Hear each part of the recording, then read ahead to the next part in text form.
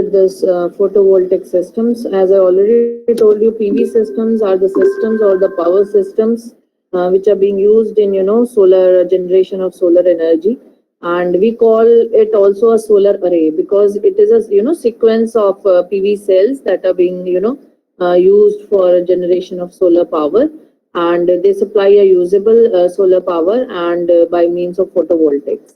So the full form is photovoltaics, and it is actually a method of converting solar energy into direct electricity or current, you can say, using these semiconductor materials, and they exhibit the photovoltaic effect.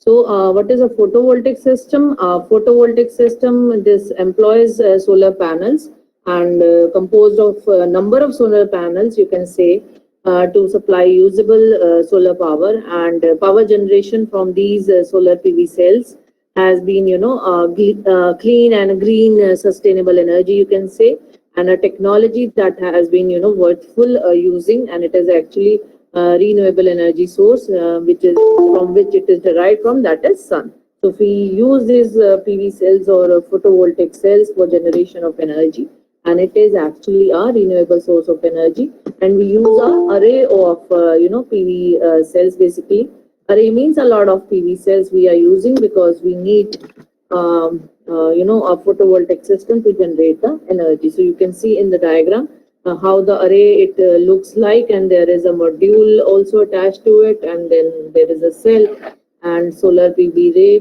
and there is a DC voltage input output, and then it is converted to the inverters and our AC utility meter, and from the AC utility meter the energy is transferred to the grid.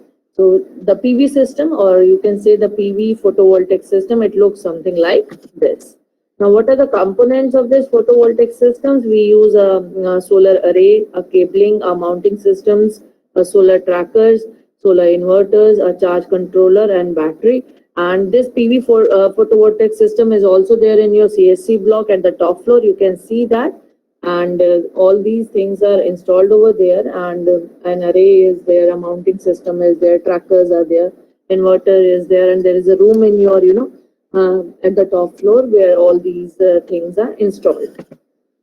So what do we mean by tracking? Tracking is fixed or tracking array. The PV array may be either fixed, we fixed it on some place, or sun with the for sun tracking with one axis of rotation, or sun tracking with two axes of rotation.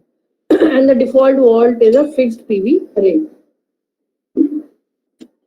PV array tilt angle is basically the angle where it is installed is around from 0 to 90 degree, and for a fixed PV array the tilt angle is the angle from the horizontal of the inclination of the PV array, like 0 degree horizontal and 90 degree vertical, so that the it is able to track whole of the sun rays. It is it is set into that angle that the sun rays fall into it directly. And for a sun tracking PV array with one axis of rotation, the tilt angle is the angle from the horizontal of the inclination, and this tilt angle is not applicable for sun tracking PV arrays with two axes of rotation. So we either fix that array system of the PV cells, or either we keep it with the help of on a particular degree from 0 to 90 degrees, and so that the sun rays are it is tilted, so the sun rays they fall maximum on it. And the default value is a tilt angle equal to the station's latitude. This normally maximizes annual energy production.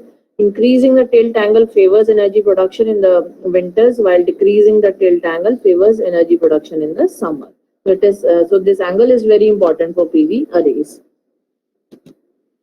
Then PV technology is we use such kind of thin film technology, and as I told you that semiconductor materials are being used in this. So silicon film technology, monocrystalline and polycrystalline. In this thin film technology, silicon deposit in a continuous on a base material such as glass, metal or polymers, and the efficiency ranges are from 5% to the 13%. And in this thin film crystalline technology, these solar cells, they consist of layers of about 10 millimeter thick, as compared with the 200 to 300 millimeters layer for a crystalline silicon cells. And it is a low cost substrate, and fabrication process is there in this case. and it is now, as you see, the cons are that it is not very stable. This technology is not very stable. Now, in this silicon crystalline technology, currently it makes up of 86% of the PV market, and it is very stable with module efficiency to 10 to 16%. And we are using both monocrystalline PV cells and polycrystalline PV cells. Both we are using.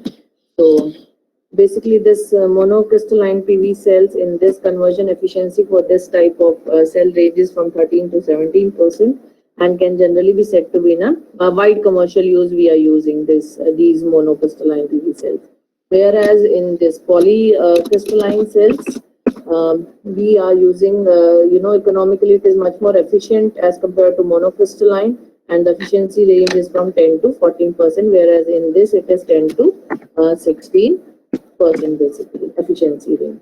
So both type of PV cells are available, monocrystalline silicon cells also, and polycrystalline cells also. So we can use according to our utility poly as well as monocrystalline cells. So efficiency, you can say, is almost, monocrystalline is 13 to 17%, whereas polycrystalline is 10 to 14%.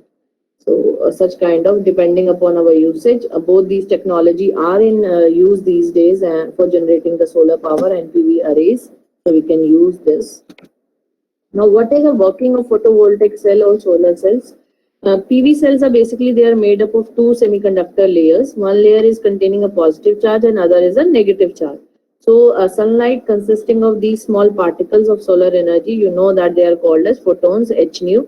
And as a PV cell is, exposed to the sunlight by what we discussed just now, that by tilting the solar, cells or arrays, many of the photons are reflected and pass right through or absorbed by the solar cells. So when enough protons are absorbed by this negative layer of the PV cells, electrons are freed from the negative semiconductor material, and due to the manufacturing process of the positive layer, these electrons, they naturally migrate to the positive layer, and they create a voltage differential similar to our household battery basically.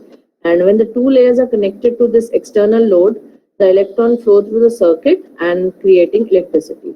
So each individual solar energy cell produces around 1 to 2 watts, and to increase the power output, cells are combined, in a weather tight package called as solar modules.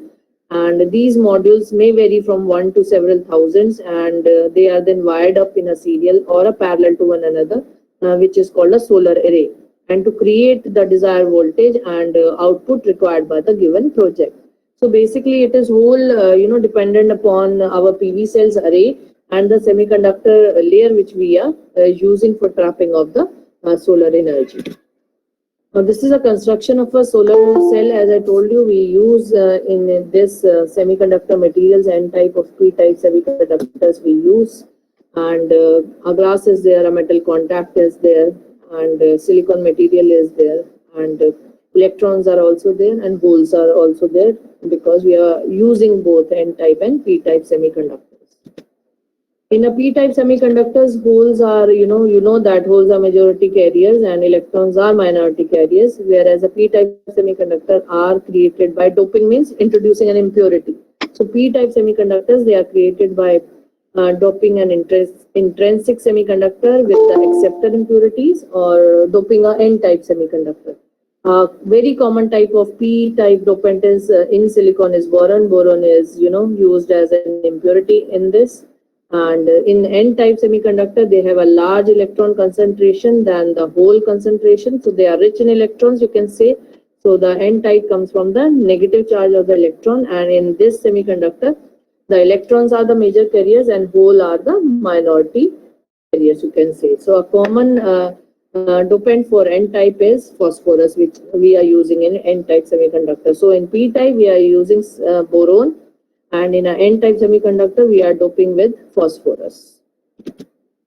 Now, applications, there are a lot of applications. Applications we are using in a commercial lighting, like PV powered lighting systems are reliable and they are cost alternative.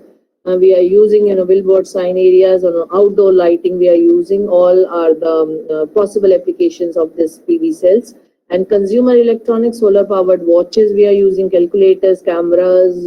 These are the everyday applications of this PV technologies. Then it is also used in telecommunications and residential power. Our residential power, we are also using electricity generated from PV or solar energy. And as I already told you, that government is giving subsidies these days to establish solar power and use this solar power as an alternating source of electricity. So over 500,000 homes, as you can see in the slide, worldwide are using this PV power as their only source of electricity. So we are using this. And for water pumping, PV powered water pumping systems are excellent. They are reliable. The life is around 20 years for this PV powered water pumping system. And we can also use it for agriculture purposes for our submersibles, etc. So one of other very good applications of this PV systems. Economically, it is very good. The installation cost is, initially the cost is high, but slowly, as we start generating electricity, so it gets compensated. Now, what is a PV module cost? Less than, 1/3 of the purchase price of a small standalone generator for rural electrification in the remote location. And we can also use viably because government also gives us, subsidies for installing this, solar energy panels or all these things. So it is one of these days. It is, you can say, it is one of the necessary things. We should look to install a small solar array at our home for generation of electricity. If we talk about the transport and installation cost, the cost of transport and installations are basically high in remote regions and the mountain areas where it is difficult to transport all the materials used for it. However, in the urban areas, it is not so difficult. But organizations which work in such areas are aware of these costs, and they are attracted by the modular nature of these PV generators, which can be transported easily. What is the project management, design and engineering cost? Because all these things need to be kept in mind. These costs are falling as experience grows with the application of PV systems, and designs are becoming much more standardized these days. For example, this PV lighting kits are not available for the rural electrification applications, and this PV powered water pumps are sold as packages. So government is actually giving farmers to encourage them to actually to install this water pumps and PV systems for taking out for submersibles in the field, etc., in the farms. So government is helping at and giving subsidies for all these things basically. Now, if we talk about the overall cost for this, and the module cost for around 53%, inverter is 22%. If we talk about the whole 100%, mounting is 12%, and rest is 13%. So for a grid connected PV power station, if we 500 kilowatt, the cost is a little bit around $8 to $16 dollars, and generally the PV module cost average around 30% of the system cost, and as compared to the 50% of the grid connected system. So overall system cost initially it looks to be a little bit costly, but as we start generating the electricity for this solar power cells, then it becomes economical basically. And this is all about cost only, and we had already discussed the cost of PV electricity, and this is actually